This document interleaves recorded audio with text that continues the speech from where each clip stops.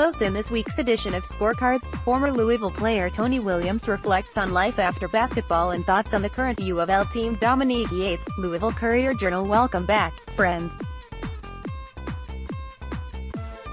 It's been a while. Take off your shoes, turn on Return of the Mack, pour yourself a glass of bourbon, and let's dive into the latest Louisville basketball mailbag. The last time we did one of these, it was December and the Cards had yet to wade into conference play. Louisville was unranked, Kansas and Virginia were still undefeated, and Dwayne Sutton had yet to record a double-double. How things have changed. Chris Mack is in the conversation for ACC Coach of the Year. Louisville is coming off its latest road upset of a ranked Virginia Tech team, and March Madness isn't far away. Let's take a look at how things are shaping up for the Cards in the homestretch. From Blacksburg, Louisville bounces back with road upset of Virginia Tech. More headlines, what we learned from Kentucky's win over South Carolina. Get a question for next time. Follow me on Twitter, @Danielle_Learner, and stay tuned for the next prompt for mailbag questions. Who has the best plus-minus on the team?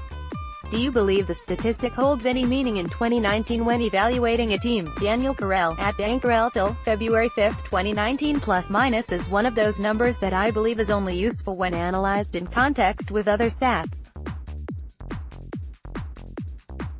Louisville doesn't track cumulative plus-minus throughout the season, and neither does the NCAA.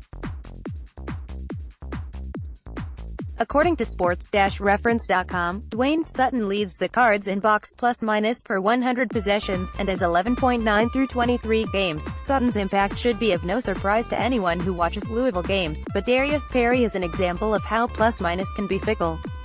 In his last 4 appearances, he did not play. In the January 26 win versus Pitt, Perry totaled 8 points in 46 minutes and was a combined -13. In Louisville's loss to UNC, however, he was the only Cardinal to finish in the positive 3 in 17 minutes. Some of that was due to his 8 points, but it was also a result of his defensive efficiency when Louisville used a smaller lineup to put extended pressure on UNC. Another example is Quan Four, who averages 3.6 points in 19.6 minutes per game and whose box plus-minus of 4.0 ranks 8th on the team behind less used players like Perry and Ryan McMahon. But a closer look shows Four's defensive box plus-minus is 3.8, third on the team, revealing his inherent value as a defender. What is it about our offense strategy that seems to cause opponents to regularly put some light pressure on us in the backcourt when bringing the ball up the court? Brian Daniel, @BDan29, February 6, 2019. I think a lot of this has to do with Chris and Cunningham, who most of the time is the one bringing the ball up the floor. Opponents know Cunningham is dangerous because he is equally capable of throwing a quick entry pass inside, pulling up for a three-pointer, or driving to the basket himself. Louisville's offense runs best when it has time to move the ball and set up a play, so opponents try to force decisions early in the shot clock. The Cards also have a lot of shooters who can hit from a long range, which necessitates extended pressure. Is VJ on pace to graduate this year? Mike P. Go Cards, @Ambic1212, February 4, 2019. I'll assume you're asking this question to suss out whether King, a junior, could leave Louisville after the season either as a grad transfer or to pursue professional opportunities.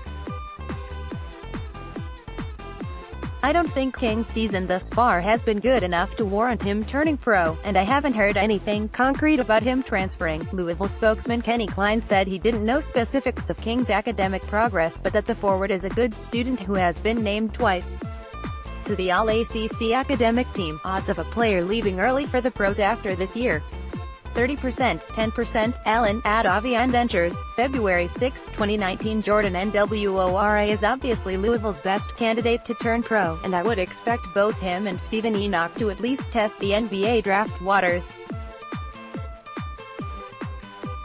Nwora has potential to be a late second-round pick. I'll post a more detailed story on this later in the week, while Enoch is flying more under the radar at the moment. Both would have a much better chance to improve their stock if they played another year of college ball. I'll put the odds of either leaving it around 25 to 30%. What's your good feeling about additional commitments to football this weekend? Monkey Shakespeare, at Thomas O'Mulhall, February 4, 2019. I outkicked coverage for this question to Jake Lorem, our Louisville football writer. Jake says, 0. They'll be done after this week. The Cards are expecting to wrap things up Wednesday, National Signing Day, with a handful of recruits.